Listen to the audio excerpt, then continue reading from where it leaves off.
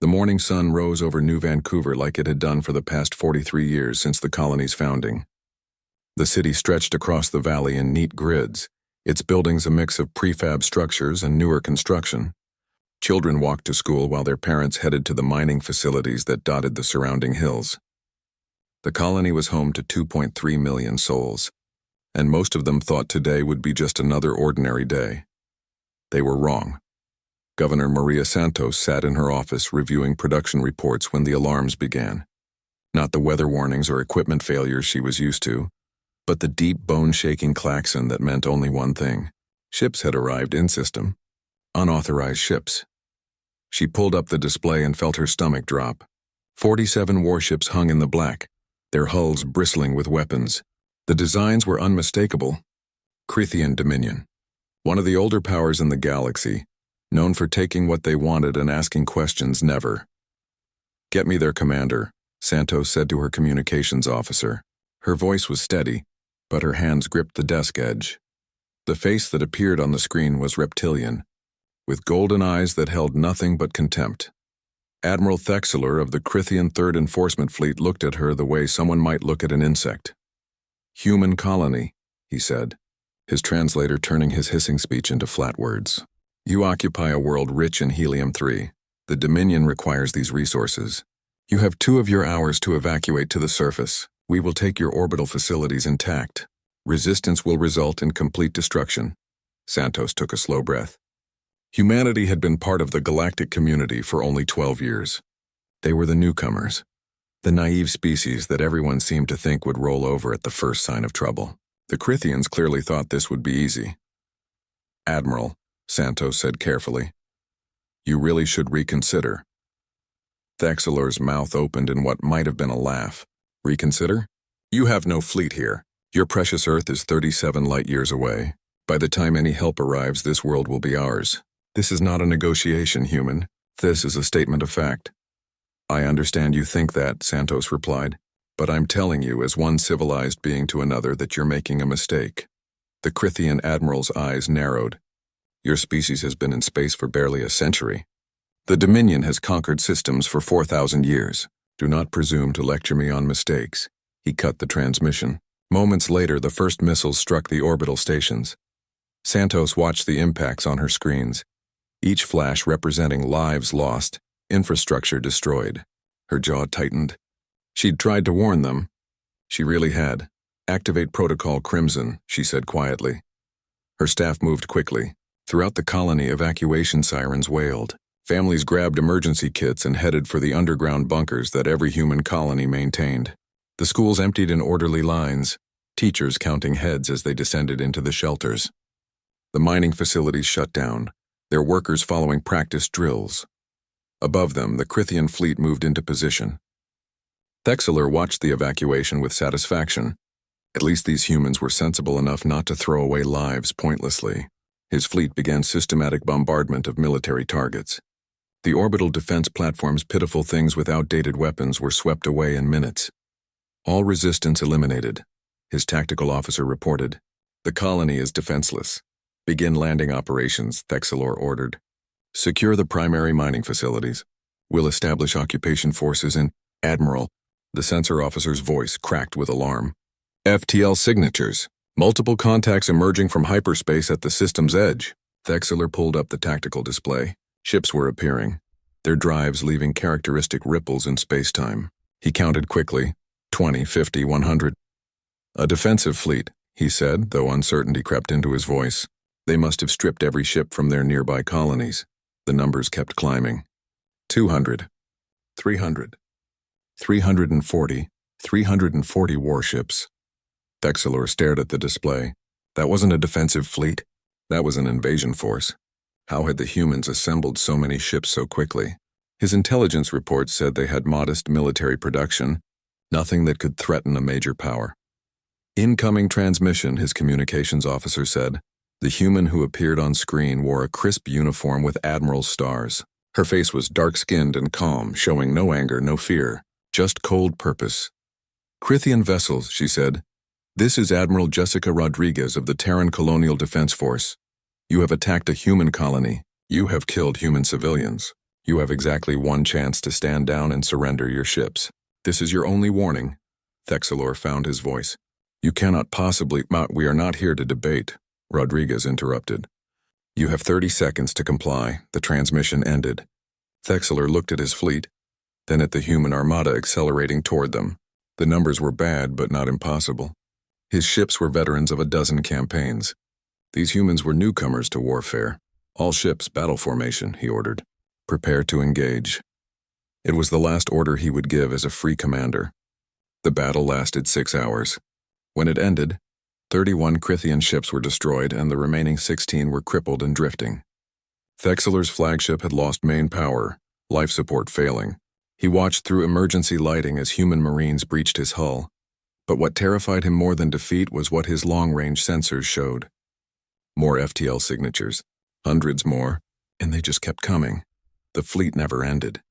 Admiral Thexelor floated in the command center of his dying ship. Emergency lighting cast everything in red. The artificial gravity had failed an hour ago, leaving him and his surviving crew drifting among broken equipment and frozen blood. Through the cracked viewport, he could see human ships moving through the debris field, their hulls unmarked, their formations perfect. 6 hours. His fleet had lasted 6 hours against these newcomers. A docking clamp shuddered against the hull. Human marines were coming. Thexelor had ordered his crew to stand down. There was no point in more death. They had lost completely and absolutely. The airlock hissed open. The marines entered with weapons ready, moving with the efficiency of soldiers who had done this many times before. Their armor was sleek and practical, covered in sensors and equipment he didn't recognize. The lead marine gestured for Thexelor and his crew to move to one side. Then a human officer floated through the airlock. He was older, with gray in his hair and tired eyes. Captain's insignia marked his uniform. "I am Captain James Park of the TCS Indomitable," he said through his translator. "You are now prisoners of war. You will be treated according to galactic conventions. Medical teams are standing by." Thexelor's pride was broken, but he had to know. "How many ships do you have?" Park looked at him for a long moment. "Enough." "No," Thexelor insisted. "You must tell me." "My fleet was 47 ships. You brought 340. Where did they come from?" "Our intelligence said you had minimal military production." Park's expression was unreadable. "Your intelligence was wrong." "This cannot be," Thexelor said desperately. "We have been watching your species. You have perhaps 1,000 worlds. Your economy is modest. You should not have this many warships. Where are they coming from?" Captain Park turned to leave, then paused. When he spoke, his voice was quiet and cold. "You attacked our civilians. You bombed our colony from orbit. Did you think we would send a proportional response? Did you think we would negotiate?" "I expected resistance," Thexelor said. "I expected a fight. I did not expect this." "No one could expect this." "Then you should have done better research," Park replied. "Stand down. You've made a grave error, but the terms of your surrender won't come from me. They'll come from them." Thexelor didn't understand until the sensors picked up new contacts. His tactical officer, working from a portable console, made a choking sound. "Admiral," the officer whispered. "More ships. More human ships."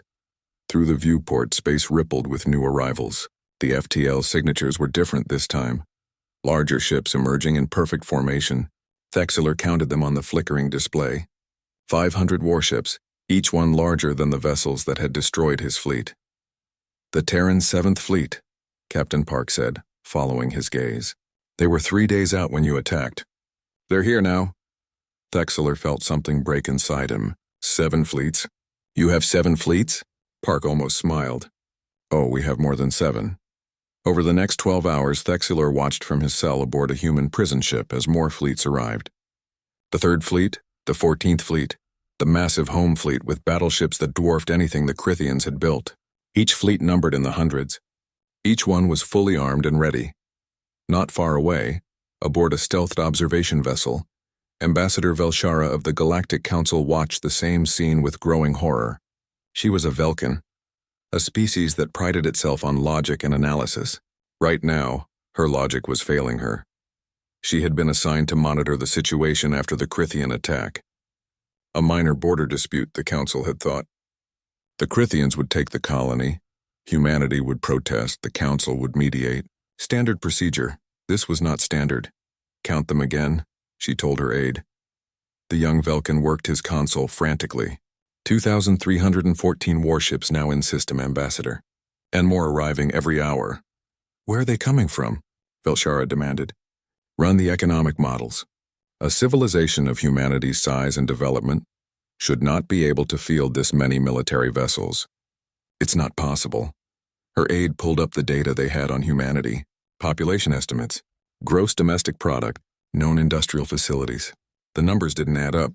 Even if humans had converted their entire economy to war production, the moment they joined the galactic community 12 years ago, they couldn't have built this many ships.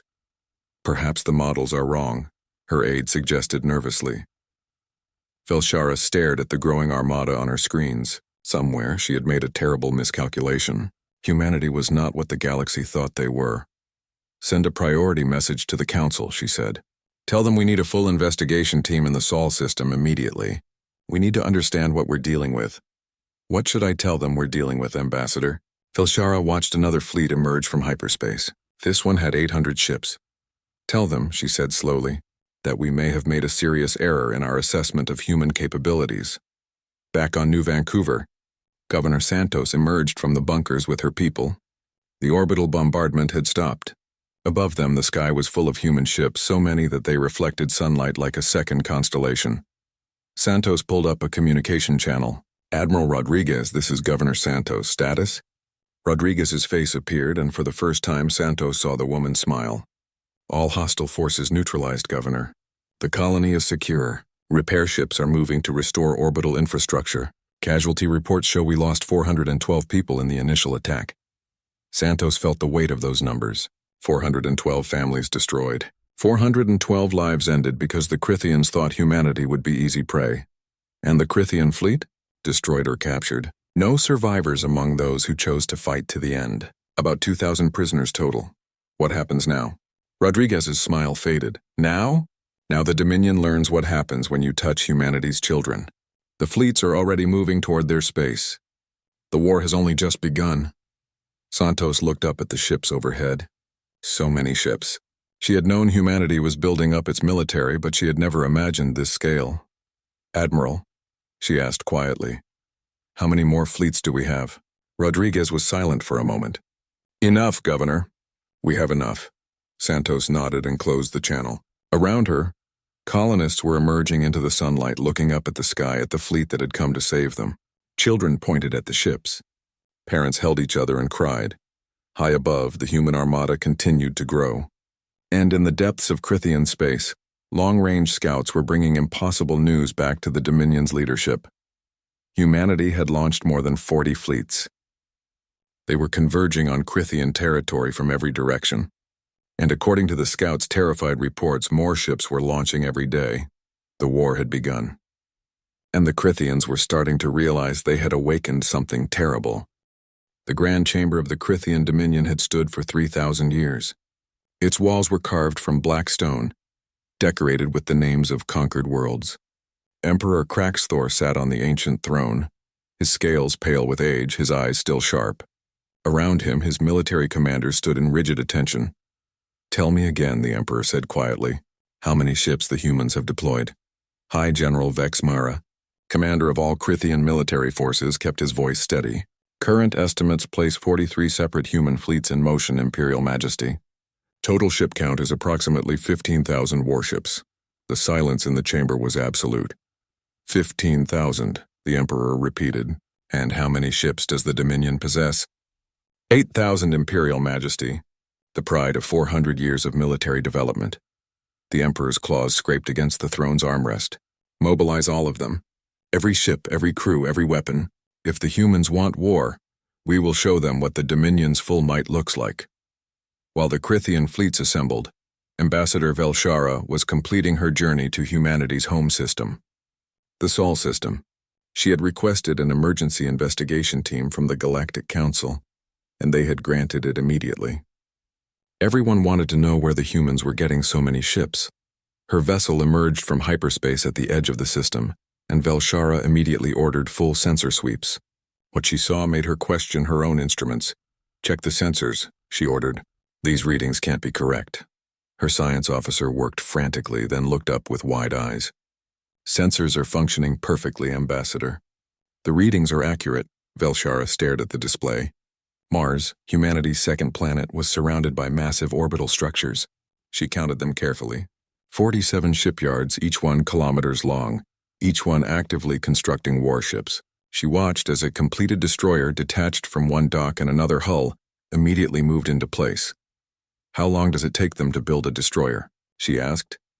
Based on the construction rates we're observing, her science officer said, his voice shaking, approximately 4 days per ship, per shipyard. Velshara did the math in her head. 47 shipyards, 4 days per ship. That meant Mars alone was producing over 300 warships per month. Show me the asteroid belt, she ordered. The sensors swept to the belt of rocks between Mars and Jupiter. What they showed was impossible. The asteroids weren't natural anymore. They had been hollowed out, transformed into automated factories. Velshara counted over 200 separate facilities, each one churning out components, weapons, armor plating, engine cores. Jupiter, she whispered. The gas giant appeared on screen, surrounded by its many moons. Every moon was covered in industrial facilities. Io's volcanic surface powered massive refineries. Europa's ice provided water and fuel. Ganymede housed shipyards that rivaled those at Mars. Callisto was one giant weapons production facility. Saturn, she said, though she already knew what they would find. More industrial complexes. Titan's nitrogen atmosphere was being processed for propellant and fuel. The rings themselves were being mined, their ice and minerals feeding the endless factories. Ambassador, her aide said quietly, we've been analyzing the resource flow. Do you want to hear the projections? Tell me. At current production rates, humanity will field 50,000 warships within 6 months. And the production is accelerating. They're building new shipyards even as we watch. Velshara sat down heavily. Show me Earth.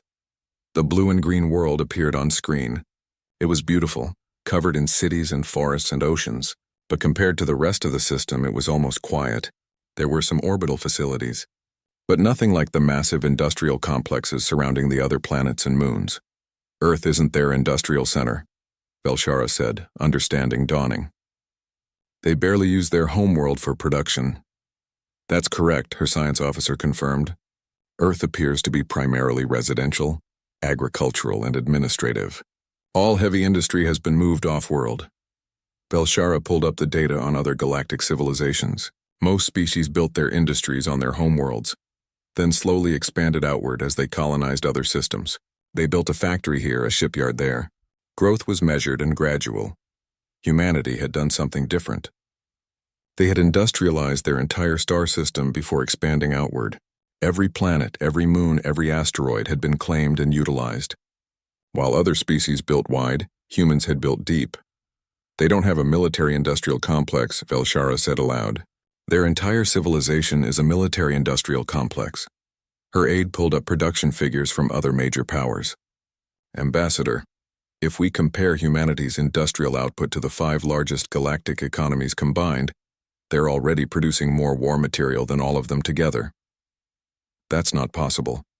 Their economy was rated as modest. Developing. They only have 1,000 worlds.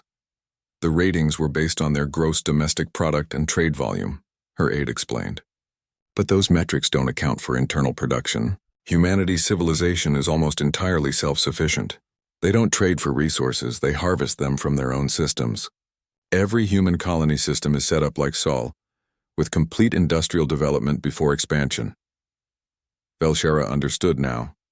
Humanity had looked at the galaxy, seen how other species operated, and chosen a completely different path.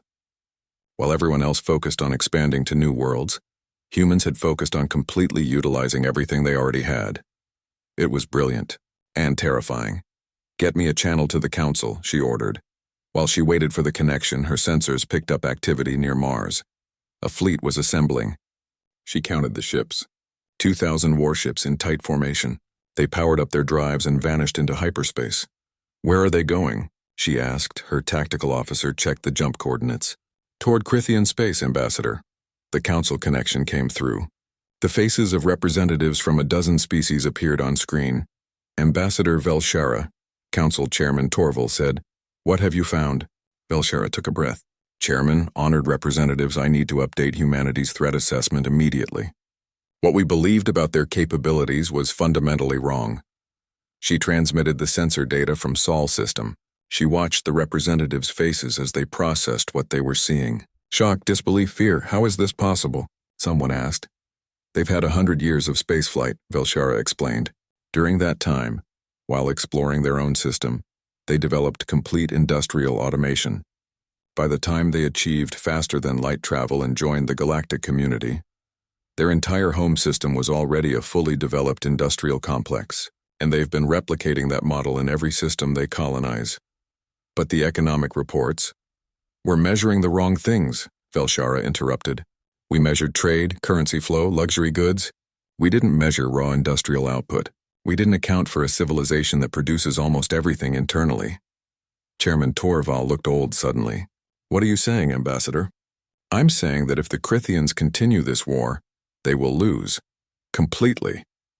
Humanity can replace their losses faster than the Dominion can inflict them. And based on what I'm seeing here, humanity has barely begun to mobilize their full capacity. On the screen, another fleet launched from Earth's orbit. 3,000 ships this time. The Crithian Dominion has 8,000 warships, Velshara said quietly. Humanity is launching fleets larger than that every week. Within a month, they'll outnumber every military in the galaxy combined. The council chamber was silent. Perhaps, Chairman Torval said slowly, we should begin discussing peace terms. The humans have already stated their terms, Velshara replied. Unconditional surrender. Complete withdrawal from all occupied territories. War crimes tribunals, that's unacceptable. The Dominion would never. Then the Dominion will be destroyed, Velshara said flatly. And there's nothing any of us can do to stop it. She looked at the data streaming across her screens. More ships launching, more facilities coming online, the numbers climbing higher and higher. The galaxy had made a terrible mistake.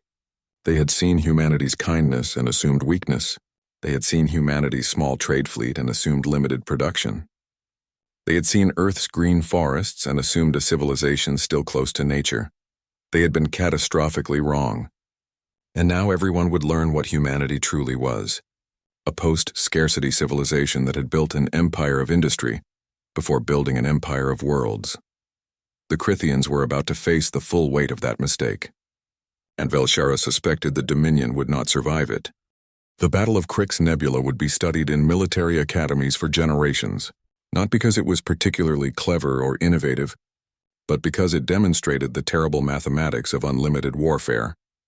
Fleet Commander Zarkoth of the Crithian 2nd Defense Fleet watched the human armada approach. His tactical display showed 8,000 Crithian warships arranged in defensive formations around 3 core worlds.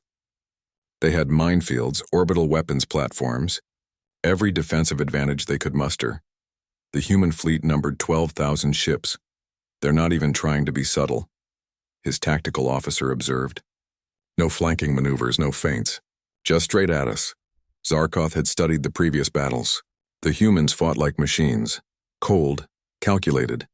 Overwhelming force applied with mathematical precision. No glory, no honor, just brutal efficiency. All ships, he broadcast on the fleet channel. Remember what we fight for. Our homes. Our families. Our empire. Today we show these upstart humans that the Dominion does not surrender. The Crithian fleet surged forward to meet the attackers. For 6 hours the space around the Crix Nebula burned with weapons fire. Crithian crews fought with desperate courage, using every trick they had learned in 400 years of warfare. They destroyed 3,000 human ships. But when the battle ended, 5,000 Crithian ships were gone.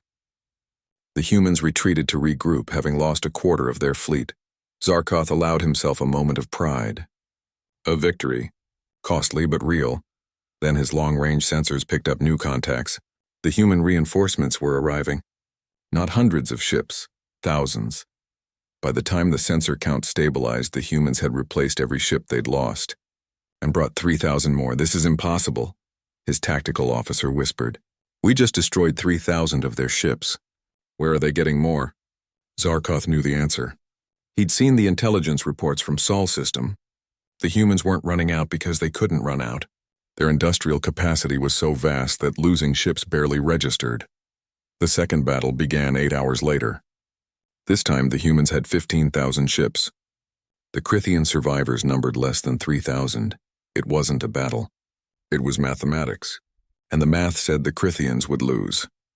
Similar scenes played out across Crithian space. Every defensive line broke under waves of human ships. Every victory was Pyrrhic. The Crithians would destroy hundreds of human vessels, only to face thousands more the next day. On the Crithian homeworld, Emperor Kraxthor received the reports in his throne room. Fleet after fleet reporting catastrophic losses. World after world sending messages of surrender before the human ships even arrived. "How many ships have we destroyed?" he asked his advisors. High General Vex Mara consulted his datapad. 7,000 human warships confirmed destroyed, Imperial Majesty. And how many do they have now? Intelligence estimates 35,000 ships operational, with production increasing daily. The Emperor's claws scraped against stone. "We've destroyed 7,000 of their ships, and they have more now than when the war started." "Yes, Imperial Majesty." The throne room was silent except for the scratching of claws on stone. In the Galactic Council chambers, the representatives watched the war with growing horror. Ambassador Velshara presented her daily briefings, each one more grim than the last. "The Crithian Dominion has lost 60% of its military capacity," she reported. 32 core worlds have surrendered without firing a shot. The remaining Crithian fleets are retreating toward their homeworld for a final defense. "And human casualties?" Chairman Torval asked. 11,000 warships destroyed. However, their current fleet strength is 40,000 ships. They've more than replaced their losses. "This is madness," a representative from the Tord Confederacy said. "No civilization should have this kind of production capacity. It's destabilizing. It's dangerous." "It's reality," Velshara replied. "We can call it whatever we want, but it won't change the facts." "The Council must intervene," another representative insisted. "We cannot allow one species to dominate through military force. We must impose sanctions, demand they limit their production, something." Chairman Torval looked old and tired. "And if they refuse? Do we declare war on humanity? With what armies? The 3 largest military powers in the galaxy combined have fewer ships than humanity fields right now. And they're still building." The chamber erupted in argument. Some demanded action. Others counseled caution. All of them were afraid. Deep in human territory aboard the command ship of the Terran Strategic Fleet, Admiral Carlos Rodriguez sat in a meeting with the Joint Chiefs of Staff. The mood was not triumphant. It was exhausted. "Production reports," Rodriguez said.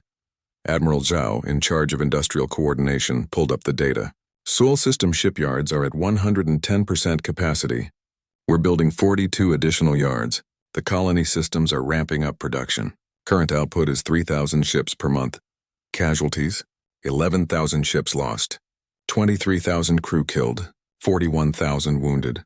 Rodriguez closed his eyes. Numbers. That's what this war had become. Just numbers. Ships produced, ships destroyed, people killed. The Crithians were losing more, losing worse, but humans were dying too.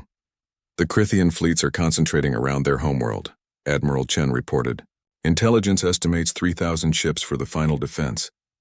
And we're sending 15,000 ships. Overwhelming force as ordered." Rodriguez nodded. The strategy was simple and terrible. Never give the enemy hope. Never let them think they can win. Show them such overwhelming power that surrender becomes the only rational choice. But it felt wrong. Rodriguez had joined the military to protect people, not to crush them with mathematical certainty. "Sir," Admiral Zhao said quietly, "may I speak freely?" "Go ahead." "The crews are wondering why we're being so brutal. Why we don't accept a negotiated peace. The Crithians are clearly beaten." Rodriguez looked around the table. He saw the same question in everyone's eyes. "Because we're terrified," he said finally. "Does anyone here want to know why humanity built this massive military? It wasn't to conquer. It wasn't for glory." He pulled up a file on the main screen. "Earth's history. Wars, genocides, extinction events, nuclear weapons. We're a species that nearly killed ourselves 6 times. We know what it means to be weak. We know what happens when predators think you're easy prey. So when we reached the stars and saw a galaxy full of civilizations with thousands of years of military tradition, we made a choice." "What choice?" Zhao asked. "We chose to never be vulnerable again. We built ships not because we want to use them, but because we never want to need them and not have them.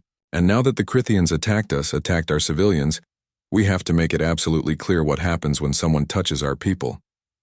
So we crush them, Chen said. So we crush them, Rodriguez agreed. Because if we show mercy now, if we accept half measures or negotiated settlements, every other species in the galaxy will see it as weakness. They'll test us. They'll push boundaries. More humans will die. And if the galaxy fears us? Zhao asked. Rodriguez was quiet for a long moment. Better feared than extinct. On the Krithian homeworld, Emperor Kraxthor stood on the palace balcony, looking up at the night sky. Soon it would be full of human ships. His military advisors said there was no hope. The defensive fleet would last perhaps a day against the human numbers. He had one option left, a terrible option, an ancient weapon system that his predecessors had built but never used. It could strike through subspace, targeting a star system from across the galaxy. If he was going to lose, he could make the humans hurt. He could destroy Earth itself. His hand hovered over the activation controls. One press, one decision. Billions of humans dead. Revenge for the Dominion's fall. But something made him hesitate. He thought of his own people, sheltering in bunkers below. He thought of the children who would never know peace. He thought of what kind of empire left nothing but ashes behind. His claws touched the control panel. The ancient weapon powered up, its systems cycling after centuries of dormancy, targeting coordinates locked Sol system. In orbit around Earth, automated defense systems that no one knew existed suddenly activated. Weapons that humanity had built and never mentioned hummed to life, tracking the incoming threat through subspace itself. The Krithian Emperor pressed the firing button. The weapon launched its terrible payload across the galaxy, and 30 seconds later, the payload was destroyed by countermeasures that should not have existed. The Emperor stared at his screen in disbelief. The humans had known. They'd known about the weapon and prepared for it. How long had they been watching? How much did they really know about the galaxy's older civilizations? His communications console chimed. A human face appeared. Admiral Rodriguez, the commander of the fleet converging on his world. Emperor Kraxthor, Rodriguez said, his voice tired but firm. We detected your weapon launch. We neutralized it. That was your last card to play. Surrender your forces now or we will take your world by force. You have 1 hour to decide. The transmission ended. The Emperor looked up at the sky, at the stars that would soon be full of human ships. The Dominion had ruled for 4,000 years, but it had taken humanity 12 years to surpass them, and only 3 months to destroy them. He reached for the communications panel to broadcast the surrender order. The grinding, terrible war was almost over. Almost. The throne room of the Krithian Empire was silent for the first time in 4,000 years. Emperor Kraxthor stood before the golden throne, too proud to sit, too defeated to stand straight. Around him, his advisors and generals waited for his final command. On the main view screen, Admiral Rodriguez's face looked out at them. Behind him, through the windows of his command ship, the Krithian homeworld filled the view. 15,000 human warships surrounded the planet in perfect formation. Emperor, Rodriguez said, his voice neither cruel nor kind. I am waiting for your answer. Kraxthor's claws scraped against the floor. He had ruled for 60 years. He had conquered 12 systems. He had expanded the Dominion's glory across the stars. And now he would be the Emperor who surrendered it all. But he had tried to destroy Earth. He had activated the ancient weapon, thinking it was his final revenge. The humans had stopped it in seconds. They had systems watching, weapons ready, countermeasures prepared. They had been ready for everything. I surrender, Kraxthor said, the words like poison in his mouth. The Dominion surrenders unconditionally. I ask only that you spare my people. Rodriguez nodded slowly. Your people will not be harmed. But you and your military leadership will face trial for war crimes. The attack on New Vancouver was against galactic law. The deaths of 412 civilians demand justice. I understand. Power down all defensive systems. Human peacekeeping forces will land within the hour. Do not resist, and this will end without further bloodshed. The transmission ended. Kraxthor turned to his generals and gave the final order of his reign. Stand down. It's over. Across the galaxy in the gleaming halls of the Galactic Council, the representatives gathered for an emergency session. The agenda had one item: the human problem. Ambassador Velshara took her seat among the others, watching the various species argue and debate. Some called for sanctions against humanity. Others suggested containment protocols. A few even whispered about military alliances to counter human power. Chairman Torval called for order. We face an unprecedented situation. In less than 4 months, humanity has defeated one of the galaxy's oldest military powers. Their production capacity exceeds all known civilizations combined. We must decide how the Council will respond. Representative Korvan of the Torg Confederacy stood. The answer is obvious. We must limit human military production. We must establish quotas, enforce restrictions. No single species should have this much power. And how do you propose we enforce these restrictions? Another representative asked. Humanity has more ships than the entire Council fleet. Then we build more ships. We match their production.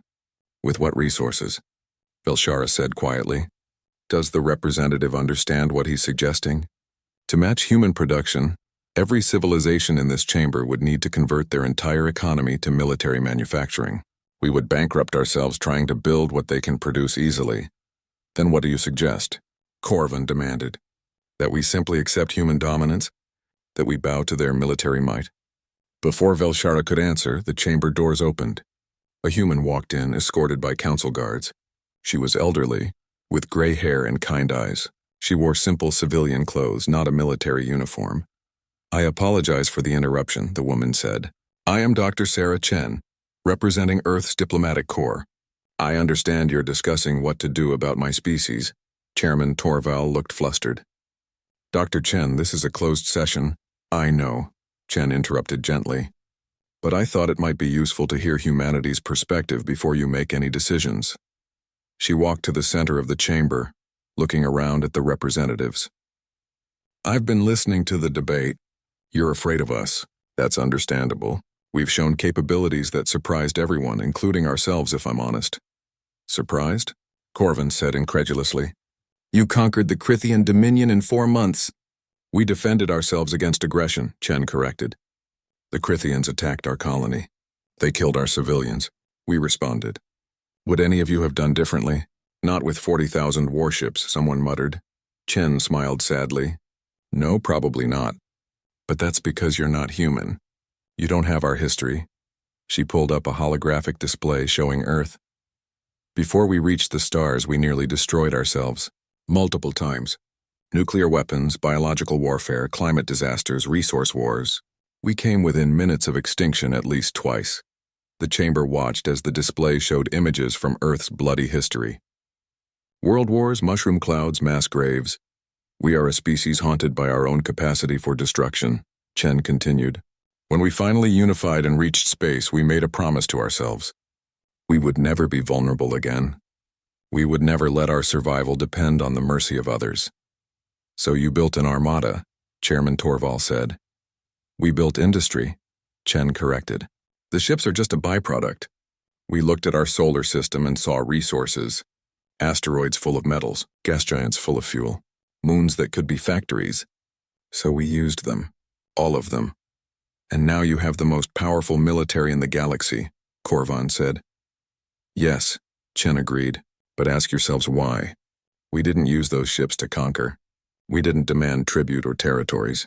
For 12 years we traded peacefully, followed galactic law, tried to be good neighbors. It wasn't until someone attacked us that we revealed our strength.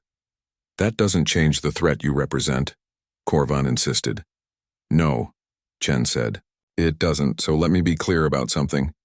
Humanity doesn't want an empire. We don't want to rule the galaxy. What we want is to never be victims again. She looked around the chamber. We will keep building ships. We will maintain our military. And if anyone attacks humanity or our colonies, we will respond with overwhelming force. That's not a threat. It's a promise. That's unacceptable, Korvan said. The Council cannot allow— The Council, Chen interrupted, her voice sharp now, doesn't get to allow or disallow what humanity does in our own territory with our own resources. We've broken no galactic laws. We've attacked no one who didn't attack us first. You have no jurisdiction over our internal development. The chamber erupted in argument. Chen waited patiently until Chairman Torval restored order. Dr. Chen, he said carefully, surely you can understand our concern. Your military capacity is destabilizing. Is it? Chen asked. Or is it stabilizing? Consider this. How many wars has the galaxy seen in the last century? Dozens, Velshara answered. And how many in the last 4 months since humanity demonstrated our capabilities? The chamber was silent. None, Chen said. Because everyone is too afraid to start something. The Krithians were aggressive for centuries. Now they're occupied with recovery. The Torg Confederacy has been eyeing expansion into neutral zones. Still interested in that, Representative Corvin? Corvin sat down heavily, saying nothing. Humanity's strength isn't destabilizing, Chen said. It's a deterrent. And as long as no one attacks us or our allies, you'll never see those ships used. Our allies? Someone asked. Chen smiled. Yes, humanity believes in helping others. In the last month, we've shared our industrial automation techniques with 3 species whose economies were struggling. We've asked for nothing in return except friendship. Velshara stood. I can confirm this. The Velkan people received technical assistance from humanity 2 weeks ago. They asked for no payment, no territory, no concessions. We did the same, another representative admitted. Humanity helped us establish orbital manufacturing. They trained our engineers for free. Chen looked around the chamber. We don't want to be conquerors. We want to be safe. There's a difference. If the galaxy leaves us alone, we'll leave the galaxy alone. If the galaxy attacks us, we'll defend ourselves. And if the galaxy asks for help, we'll consider it. You make it sound simple, Chairman Torval said. It is simple, Chen replied. Humanity has learned many hard lessons in our history. The hardest one was this. Strength doesn't corrupt if it's built on fear of weakness. We're not strong because we want power. We're strong because we remember powerlessness. She turned to leave, then paused. Oh, and one more thing. If the Council does decide to impose sanctions or restrictions on humanity, we'll simply stop trading with galactic markets. We're self-sufficient. We don't need you. But you've been benefiting from our industrial output. Food production technology, medical advances, manufacturing processes, all things we've been sharing freely. Are you sure you want to make us your enemy? Dr. Chen left the chamber. The representative sat in silence, processing her words. Finally, Velshara stood. I move that the Council take no action against humanity at this time. They've broken no laws. They've helped more species than they've harmed. And frankly, we have no way to enforce restrictions even if we wanted to. Seconded, came a voice. All in favor? The vote was nearly unanimous. The Council would watch humanity but would not interfere. 5 years later, on a rebuilt New Vancouver, Governor Maria Santos walked through the colony's Central Park. The city had been restored better than before. The orbital stations gleamed overhead and trade was booming. Children played in the park, running and laughing. Among them was a young Krithian girl, an orphan from the war. She'd been adopted by a human family, given a new home, a new chance. Santos watched her play with human children, all of them too young to remember the war. They just saw another kid, another friend. In orbit, a modest defense fleet maintained watch. 50 ships, enough to handle pirates or emergencies. Nothing like the armadas that had come to save the colony 5 years ago. But everyone knew. Everyone remembered. If New Vancouver called for help again, the ships would come. Hundreds, thousands, as many as needed. Santos sat on a park bench, enjoying the sunshine. A notification appeared on her tablet. A message from Admiral Rodriguez, retired now and teaching at the military academy. Governor, the message read, heard you were thinking about expansion plans. Let me know if you need anything. We've got 300 new ships coming out of the Saturn yards next month. Plenty to spare for colony defense. Santos smiled and closed the tablet. She looked up at the sky, at the stars where humanity's fleets patrolled. They thought it was just a colony. Humanity responded. The galaxy stared, and the fleet never ended. It never would. Because humanity had learned the hardest lesson of all. In a dangerous galaxy, the only real security was strength. Not strength for conquest, but strength to protect. Strength to ensure that no human child would ever be vulnerable again. The children played. The sun shone, and overhead the ships kept watch, always.